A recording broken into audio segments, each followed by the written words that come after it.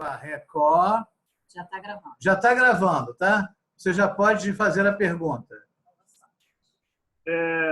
Olá a todos, eu estou aqui, eu sou o professor Nilson Henrique e eu estou aqui junto com o Ismael Lopes para poder entrevistar o casal Ana Dias e Flávio Caponeto, que está com a gente aqui diretamente da Itália.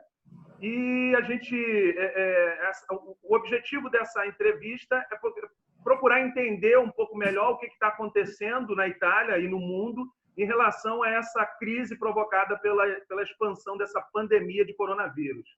Então, eu gostaria que o casal pudesse se apresentar rapidamente, né?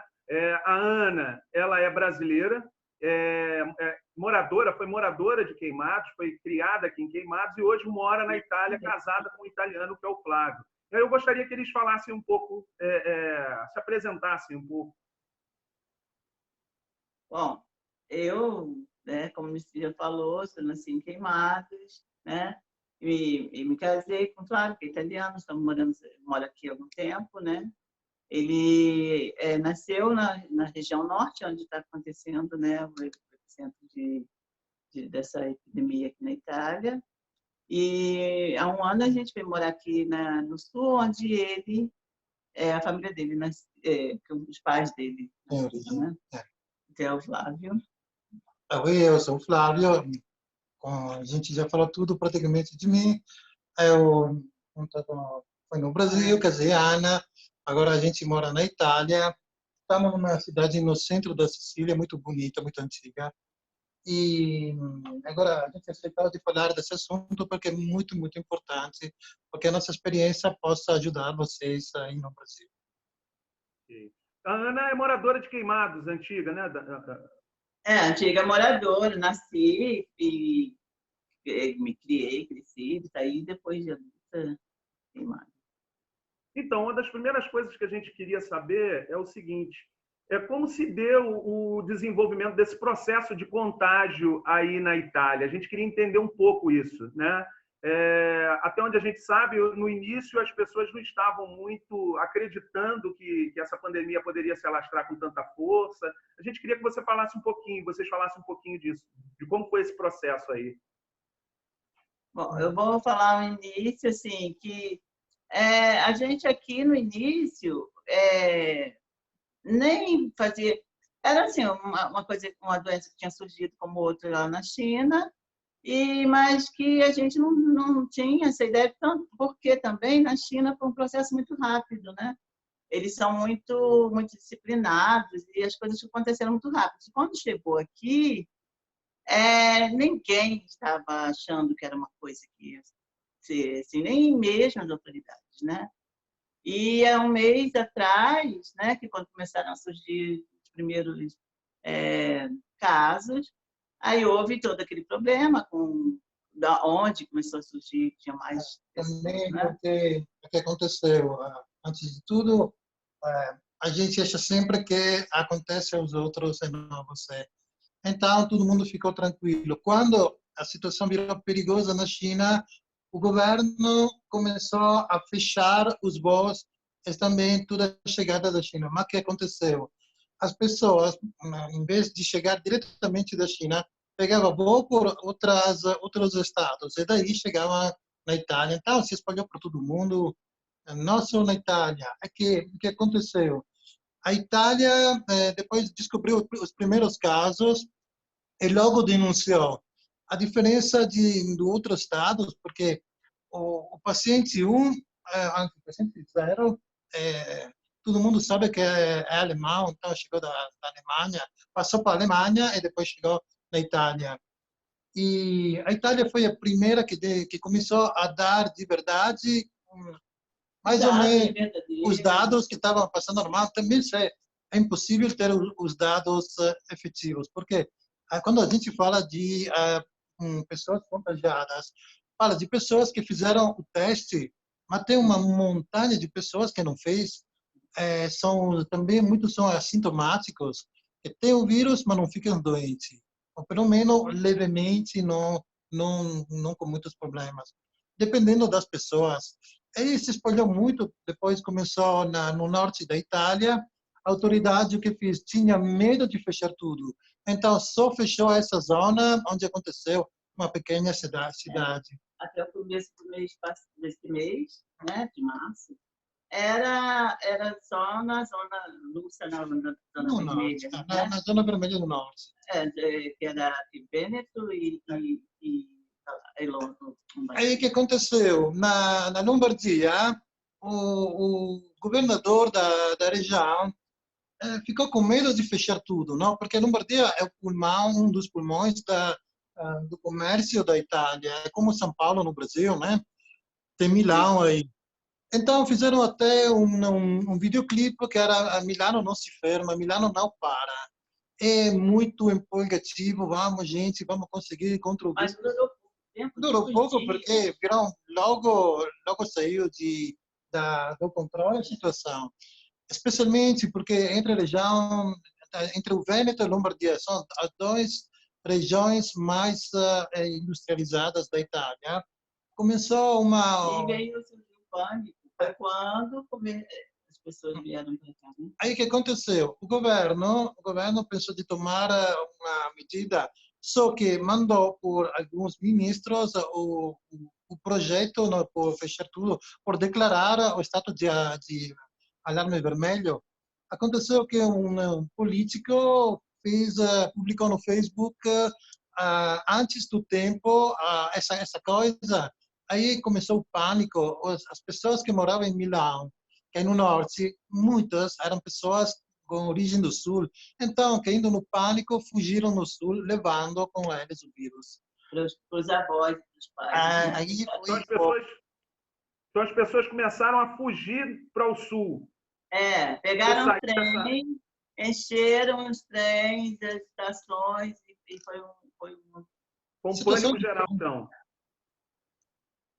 E aí houve uma situação com o prefeito de Milão. Como é que foi isso? Foi esse o problema, porque como forçaram os comerciantes, né,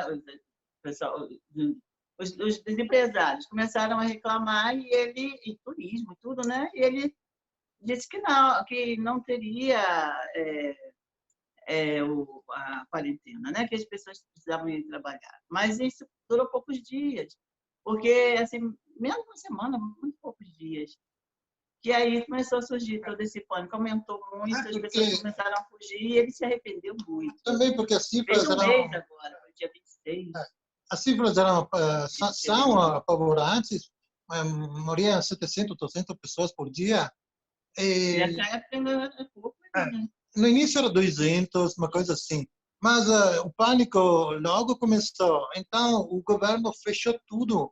Então, agora é impossível sair, não só da região, mas da própria cidade. Você, por sair na rua, precisa de um atestado, de uma autodeclaração, onde você diz o que está fazendo na rua.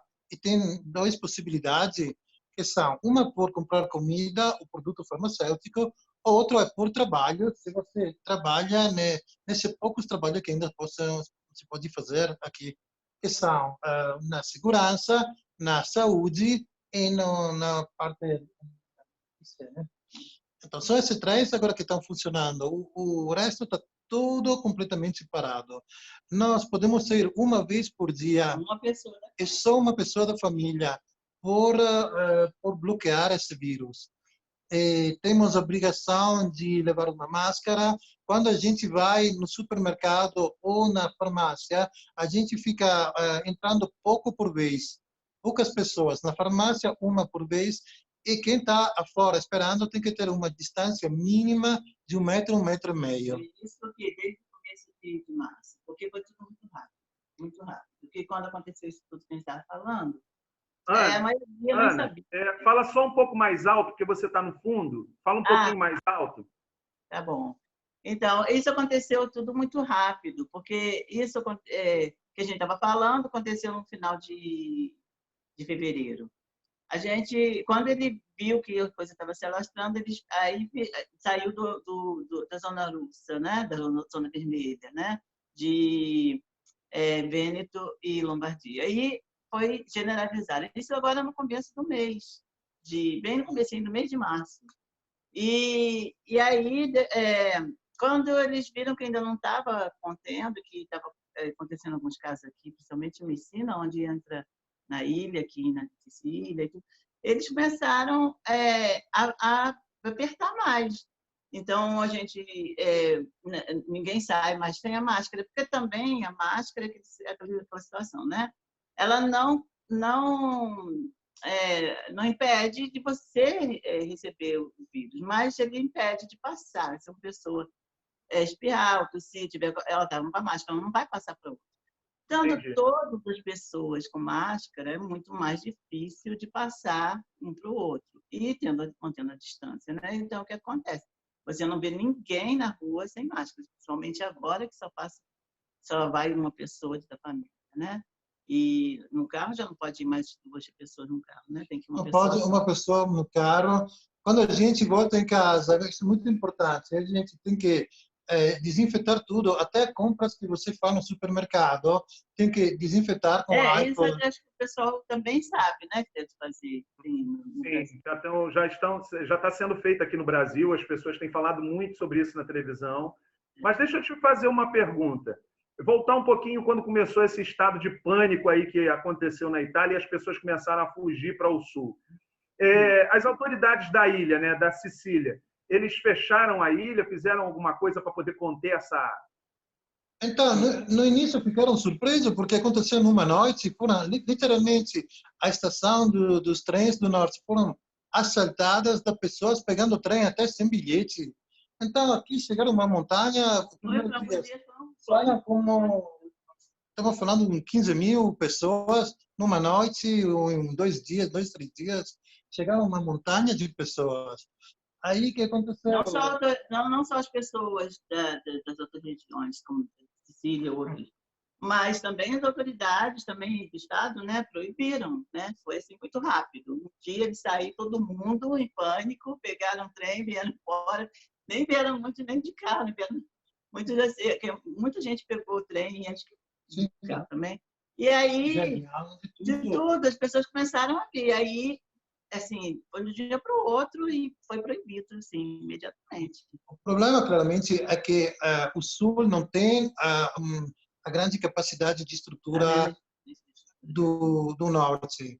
O Sul, normalmente, é mais depressa como economia.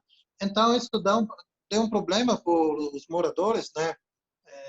Agora, parece que estão com muito conteúdo, porque aqui no Sul respeitaram muito as ordens do governo. Se você sai na cidade, é impressionante, não tem ninguém na rua. Você só vê qualquer carro indo no supermercado, qualquer pessoa, mas já teve uma situação há poucos dias, né?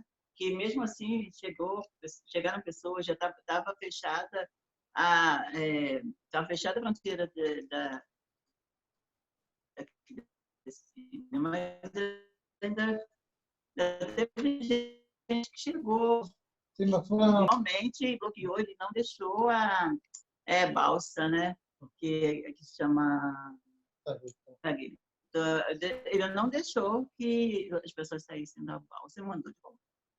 Então, Flávio, a gente pode dizer, então, que o número de os casos de óbito na Itália estão mais concentrados na parte norte, então, da Itália. Com certeza. Mas aí vocês já estão tendo casos aí no sul também, né? Mas a concentração é no norte. A maior concentração é entre 2 cidades, a cidade de Bergamo e de Brescia. Aí é incrível os números de mortos, porque não tem tanto que ninguém sabe se explicar como é possível que tenha esse número de mortos aí e não no resto da Itália. Tem muitas teorias, mas não vou falar disso porque senão parece coisa de conspirações, sabe? Se a gente não sabe, não pode falar, né? Entendi. O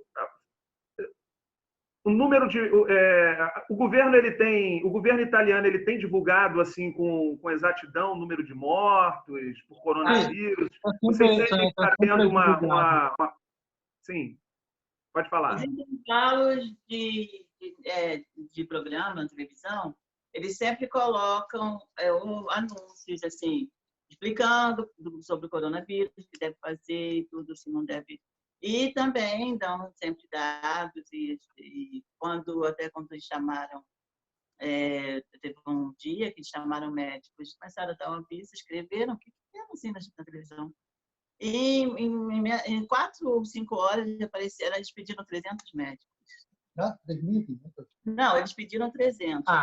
E em poucas horas já tinham se apresentado 3.500. Mas durante as 24 horas, menos de 24 horas, já tinham apresentado muito. 7.000, uma coisa assim. Isso, assim, porque eles sempre divulgam, sempre. E até os dados... Nós temos números de até sexta-feira, pessoas que tinham contraído o vírus eram 86.498, mas estamos falando sempre de quem fez o teste. Tem muitas pessoas que estão em casa, até que não tem um sintoma grave, não pode ir no hospital. E os mortos, até sexta-feira, eram 9.134, mas já passou de 10.000. Na verdade, estão ainda esperando o ponto mais alto, porque a quarentena não é que funciona o dia depois. Tem que esperar um pouco de dias que sai todas as pessoas que têm doenças ficam passando até depois ter o rebaixamento.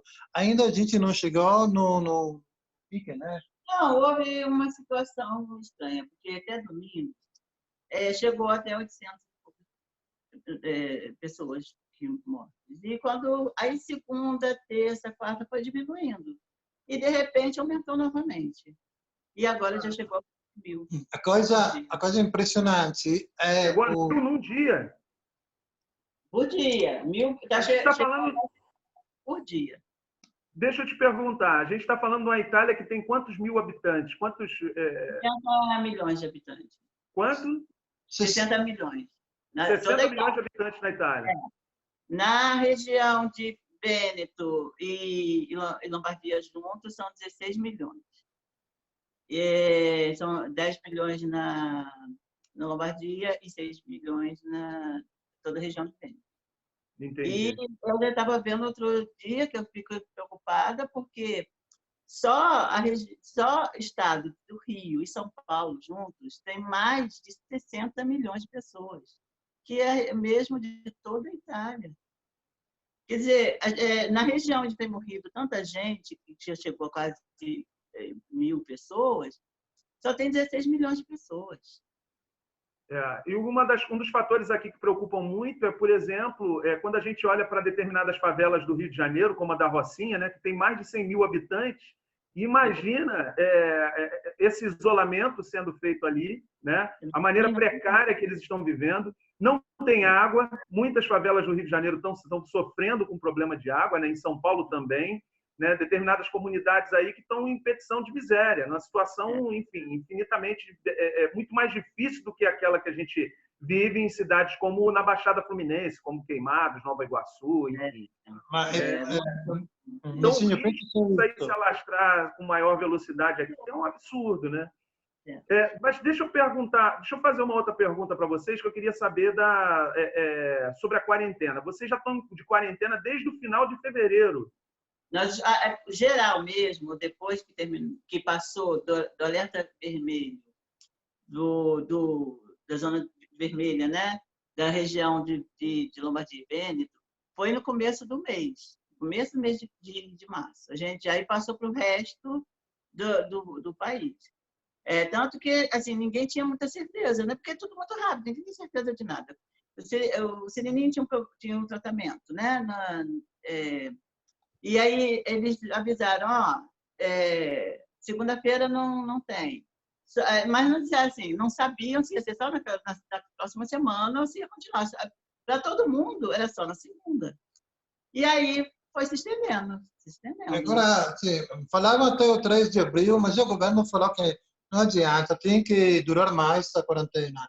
Também porque até que não desce o número dos mortos, porque você tem que pensar uma coisa, como você disse antes, na favela tem esse problema, muita gente, e pensa só isso, na Itália, Bergamo, uma cidade hiperorganizada, Brescia também tem hospitais que são de nível muito alto, mas apesar disso não consegue absorver todas as pessoas que chegam. E os mortos são pra caramba, tanto que não tem nenhum velório, é uma coisa alucinante. O que acontece? Pessoas morrem, os parentes não podem nem ver o velório. Agora tem, ainda bem, começaram a fazer uma coisa que é muito triste, mas a pessoa é muito solidária. Então, Começaram a dar tabletes para as pessoas que estão morrendo, para se ver a última vez com os familiares, antes de ser praticamente... Mostra, quer dizer, através do tablet, faz as pessoas já estão mesmo para terminal, né? Falou com os parentes. Depois, o que acontece? Não tem velório, eles vão sendo cremados, porque no cemitério não tem... As igrejas estão cheias, porque não tem lugar no necrotério nenhuma, eles botam nas igrejas e de novo os caminhões e levam para... Aqui no Brasil, a gente está tendo assim, muitas manifestações de pessoas que querem o fim do isolamento, né? Talvez porque ainda não tenha chegado ao ponto que está a Itália hoje. Vocês têm casos aí na Itália de pessoas que queiram o fim do isolamento? Não, né? Pelo que você está falando aí, não, porque só o senador Renzi falou isso, mas foi isolado logo. Ele disse, não, temos que conviver com o vírus. Mas não podemos conviver com o vírus. A gente tem que tirar o vírus. Tanto que depois ele retratou tudo, porque viu, era como se diz, uma butada de política. Na verdade, a situação agora, abrir logo tudo não dá. Também estamos essa é uma mudança epocal. Aqui, especialmente na Itália, é muito diferente, porque nós estamos numa comunidade europeia, né? Mas é diferente do Brasil. O Brasil, vocês têm um presidente que vocês votam, pode tomar decisão. Na Itália, nós temos sempre que lidar com a comunidade europeia. Aí é fogo, porque a comunidade europeia, até agora, foi muito sinistra com a gente, mas tanto que até o primeiro-ministro do Portugal, quando viu a proposta que a Angela Merkel, que é a chanceler da Alemanha, fez para a Itália, ele disse que era uma coisa vergonhosa e abominável, porque eles estão tentando, aproveitando da situação, estão tentando de fazer assinar a Itália o MES, que é praticamente dar na mão todos os serviços e o futuro de uma nação a um grupo de especuladores privados. Então, aqui a guerra é essa, não podemos assinar, porque a Itália, se assinar isso, vai acabar pior que a Grécia. A Itália, a maioria das pessoas estão querendo sair da comunidade europeia, e aí é um discurso muito vasto, muito grande. Mas a gente voltaria a ter uma moeda própria, aliás, sair dessa escravidão da senhoria moedária, que é um assunto muito importante que todo mundo deveria conhecer, mas não é o momento agora, porque é muito longo de explicar. Mas é por tirar a escravidão de uma nação da mão dos especuladores. Vou explicar brevemente para a gente entender. Nós, na comunidade europeia, cada estado pega o dinheiro, compra o dinheiro, dá um banco privado. O Banco Central Europeu é privado. E o que acontece? O banco vende a nota, vamos fazer um exemplo, uma nota de 100 euros, ao valor nominal da nota, de 100 euros, mais os interesses e o custo do material. Vamos falar que são 100 euros e 10 centavos ou 20 centavos. O que acontece? O Estado compra e fica se endividado com esse banco privado. Chega um ponto que o banco diz, gente, você está endividado, tem que me dar alguma coisa, então você pega outro dinheiro para pagar os juros. Depois, o banco de novo pede. Então, quando você não tem nada, o banco privado pergunta para você de conceder soberanidade, que significa privatizar. Então, privatiza o Correio, privatizaram os trens, a ferrovia, tudo foi privatizado, graças a Deus, meio que o SUS, que é a única coisa que está tendo viva a nação. Se o SUS estava privado, nessa hora a Itália era já morta há muitos dias. Você tem esse sistema de saúde aí, então, na Itália? Não é mesmo, não se usa o mesmo nome. Não. Aqui, praticamente todo mundo paga um imposto, normalmente. Como se chama? INPS. Não, sim. Mas todo mundo paga um imposto. Quando você vai no hospital, tem que pagar é chamado de ticket, mas sempre um custo irrisório, dependendo do serviço que você faz. Vou te fazer um exemplo. Você faz um acidente, se quebra uma perna, nos Estados Unidos você gasta $10.000. Na Itália você gasta 40 euros. Nada, é como se no Brasil fosse 30, 40 reais em rapporto com o salário. Então vale a pena, mas todo mundo agora está tomando conta na Itália que temos que voltar atrás. Já se fala de estatalizar muitos serviços de novo, porque essa é a única saída. Entendi. Aqui na Itália todo mundo entendeu uma coisa: essa pandemia parece ser o canto do cisne do neoliberalismo. Ismael, quer fazer alguma pergunta?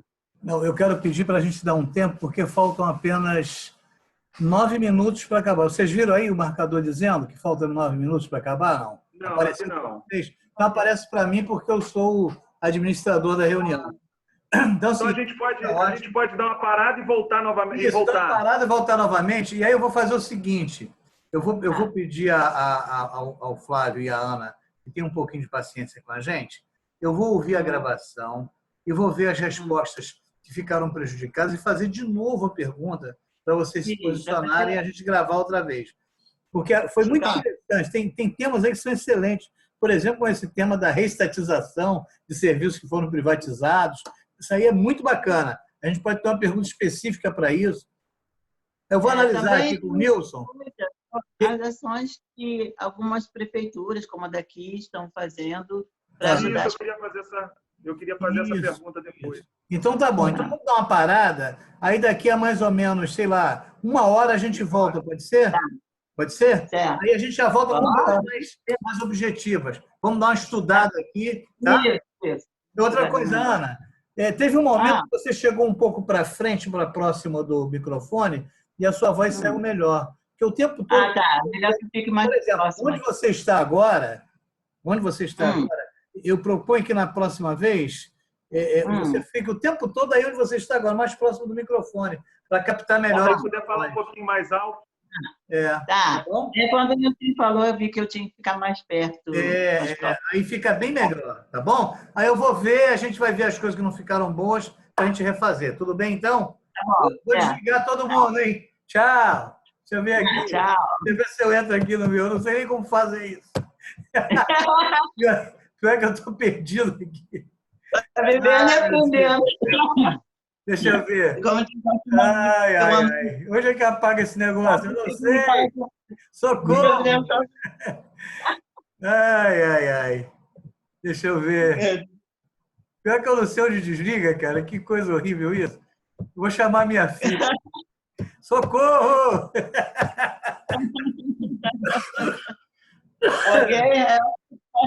Ismael, dá para entender quando eu falo? Porque sei que tem um sotaque um pouco estranho. Não, fica ótimo. Você fala um português muito bom. Mesmo quando como é que a gente fala? Italiguês, né? Italiano com português. Fica ótimo. A gente entende perfeitamente. Tá? Deixa eu ver se eu consigo sair daqui, gente. Deixa eu ver se eu consigo. É difícil, hein? É difícil. Eu não consigo sair. Ai, meu Deus. Tá aqui. End meeting. Achei. Tchau. Vou apagar, hein? Bye. Tchau. Tchau.